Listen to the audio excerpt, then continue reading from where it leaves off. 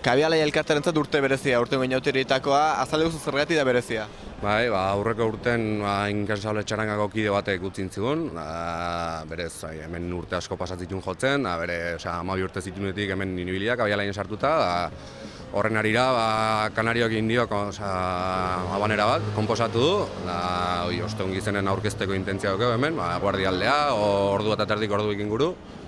Hemen joko dugu, estrenituko dugu, espero dugu jendea hurbiltzea, behai omenaldi txiki hori egitea, inauterikitako kontu horrekin. Azkenen lana da, hasieratik hasi, konposaketa egiteko, nahiko lan da, krentxeto bezala, haike darla lapiz, hortik aurrera gero, orduketan saiatzen, gauzak txukuntzen, eta guk adibidez bain bi ensaio egiteko azten, fetxa hauek inguratzen egiten hainen, ensaioke gehien saiatze dugu, azkenen gero urten zehar bai saiatzen jarraite dugu, azten behin, edo... Bakide gozatzen dut ez duen txaranga? Normalen behatzi izatea, behatzi lagun, instrumentu guzti, eta normalen refuerzo bat barra da, o bajo bat, edo egun berezi bateako jende gehiago ekartze du, behatzi hamar normalen.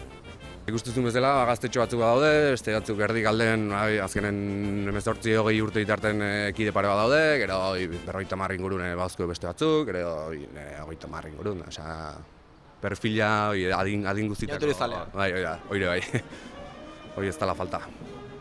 Txarangaetan parte hartzea, ez dakit inauteritan lana den, konpromisoa bai, lana alda? Bai, seguntza aktuazio den, askotan hemen Kabialaien azkenen lagun artean gaude, giro politzen, baina gero azkenen kaldero egunen gauen jotze dugu, astelenitan gauen jotze dugu, aktuazioik bai diela konpromezu handi gogok, edo kaina gehiago sartzeko momentuk. Zelan egiten du txaranga batuko kideak inauteritan?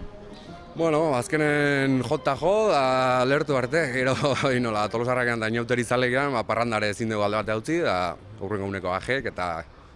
Baina, bueno, burrukain da, aste osoa kumplitzea lortze du. Txarangari gabe inauteria posible dira?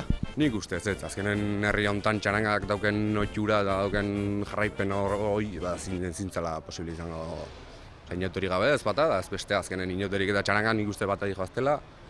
Horri esker india hain famosok edo hain ezagunak Tolosako inauterik, azkenen hainbeste txaranga, hainbeste kolore, hainbeste musika, horrek eman diola beste kutsu bat gure inauteriei.